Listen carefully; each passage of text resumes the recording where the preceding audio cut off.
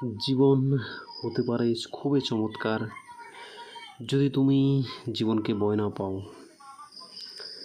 এজন্য তোমার প্রয়োজন হয় সাহসের, কল্পনা শক্তি ও টাকার। জীবনে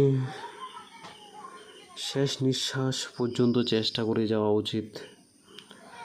হয়তো তোমার লক্ষ্য অর্জিত হবে, আর না হয়ে তোমার অভিজ্ঞতা অর্জন হবে। সময় নিয়ে সেই ব্যক্তিরাই অভিযোগ করে যে ব্যক্তি সময়কে ঠিকঠাক ব্যবহার করতে পারে না। সময়কে মূল্য দাও। সময়ের মূল্য দাও, প্রতিটি মুহূর্তকে উপভোগ করো। আলস্য করবে না।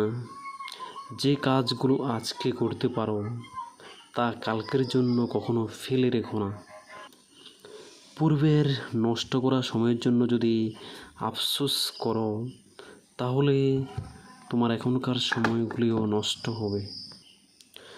আপনি যদি আপনার জীবন নিয়ে পরিকল্পনা না করেন তাহলে আপনি অন্য মানুষের পরিকল্পনায় পড়বেন। আমি অনেক আগেই বুঝতে পেরেছি যে সুরের সাথে দ্বন্দ্বযুদ্ধ করতে নেই, কারণ এতে আমাদের শরীর নোংরা হয়ে যাবে এবং সুরটি এটি পছন্দ করে। আপনি শুধু সামনের দিকে এগোতে থাকলে বিরোধী পক্ষ আপনাকে প্রশ্ন, সমালোচনা ও সন্দেহ করবে। সেই ক্ষেত্রে চিন্তার কোনো কারণ নেই। পিছনে লোকে কি বলে এই নীতিতে কান না দিয়ে এগিয়ে চলুন। তাতে আপনার আত্মবিশ্বাস আরও বাড়বে। সবসময় মনে রাখবেন, আপনি ভালো কিছু করছেন বলেই লোকেরা আপনাকে নিয়ে এত কিছু বলাবলি করছে। তাই পিছনের দিকে না তাকিয়ে সামনের দিকে এগিয়ে চলুন, সফলতা আসবে।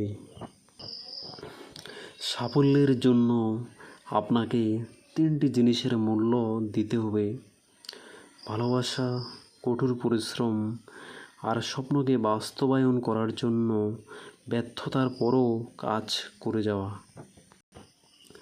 সময়ের মূল্য দাও, প্রতিটি মুহূর্তকে উপভোগ করার চেষ্টা করো। আলস্য করবে না। যে কাজগুলো আজকে করতে পারো তা কালকের জন্য কখনো ফেলে রেখো না। আপনি যদি সন্তুষ্টি নিয়ে ঘুমাতে যেতে চান তাহলে আপনি একটি লক্ষ্য নিয়ে আপনার সকাল শুরু করুন। সফল হওয়ার জন্য কোনো গোপন রহস্য নেই। এটার জন্য প্রস্তুতির প্রয়োজন। কঠোর পরিশ্রম করতে হবে এবং ব্যর্থতা থেকে শিখতে হবে। তুমি যদি জীবনে রিস্ক নিতে অপছন্দ করো তাহলে তোমাকে জীবনে স্বাভাবিক জীবনযাপনে করতে হবে। শুধুমাত্র তুমি তোমার জীবনকে পরিবর্তন করতে পারবে।